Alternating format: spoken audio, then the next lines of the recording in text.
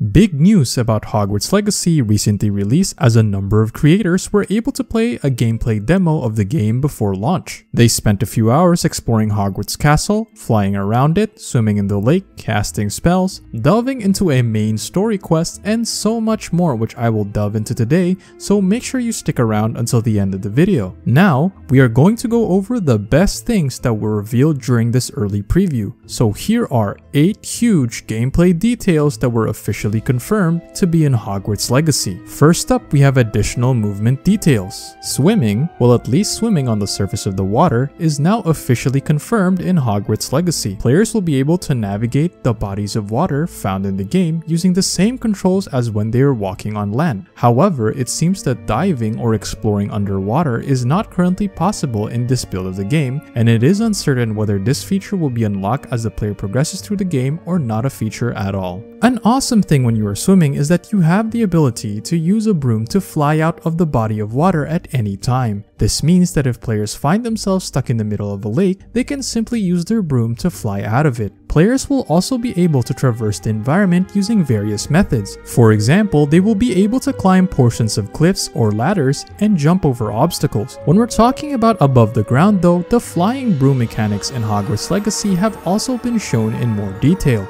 A small correction on previously known information is that the boost meter does not drain when you fly higher, but rather is a separate button that is drained when used regardless of the altitude. However, the drain rate is faster at higher altitudes and slower at lower altitudes, so players will need to be strategic when using the boost function. It is also noted by some of the players that the broom, while potentially very fast, is more challenging to control in terms of maneuverability, whereas using flying mounts, while slower, offer a greater degree of control and stability during gameplay. Now it begs the question, are you Team Broom or Team Flying Mount? Let me know in the comments below. Also, if you're finding this video helpful, please make sure to leave a like and subscribe to my channel for more Hogwarts Legacy and other open world game content. Alright, next up we have the areas within and around Hogwarts have been further explored, revealing new details about Hogwarts Legacy. A very big surprise reveal was the inclusion of the Quidditch Arena. Players are able to explore the arena and even watch students practicing Quidditch, which adds to the immersive experience of the game. Unfortunately, it has been confirmed before that players will not be able to play Quidditch themselves, but many fans are hoping that this feature will be added in future DLC releases. The Hogwarts Castle in the game is also highly detailed and captures the essence of iconic locations from the books and movies. As players explore the castle, they will encounter many students who will talk about and interact with the player. This adds to the immersion of the game and makes it feel like you are truly a student at Hogwarts. In addition, there are students in the castle who can offer side quests to the player. As the player, you are free to use spells at the school. Players can cast spells such as Lumos, Revelio, and Accio around the castle to solve puzzles and complete side quests. There's even scripted encounters that are triggered when you are close enough, and you can immerse yourself in the scene and the dialogue of what is happening, which is awesome. Another fun addition to the game is the minigame called Summoner's Court. In this minigame, players compete against an AI student opponent where they each cast the spell Accio to pull a ball across different colored levels in order to gain points. Players can also knock down their opponent's balls with their own balls to deduct points. That took way too many takes. After 3 rounds, the wizards with the most points win. This minigame adds a fun and competitive aspect to the game and is sure to be a favorite among players. It would also be great if they added Wizard's Chess in the future. Wizard's Chess is a classic game from the Harry Potter series and would be a welcome addition to Hogwarts Legacy.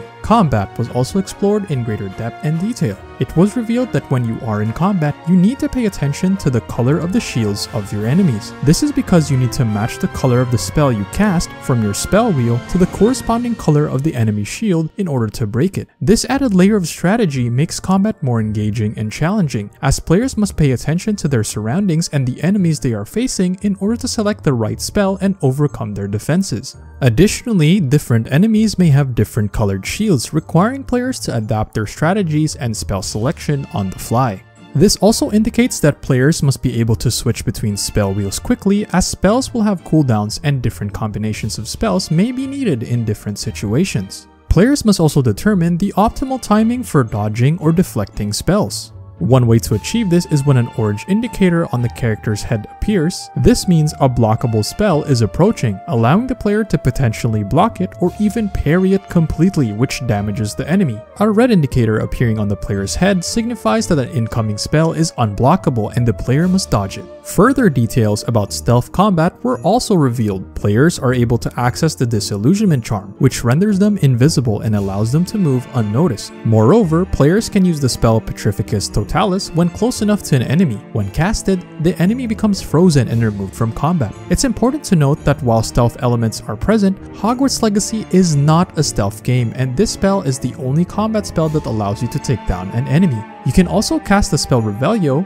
to reveal any enemies hiding near objects or loot. Speaking of loot, there will be an abundance of loot in Hogwarts Legacy, being an open-world RPG with mechanics comparable to other RPG games of its genre.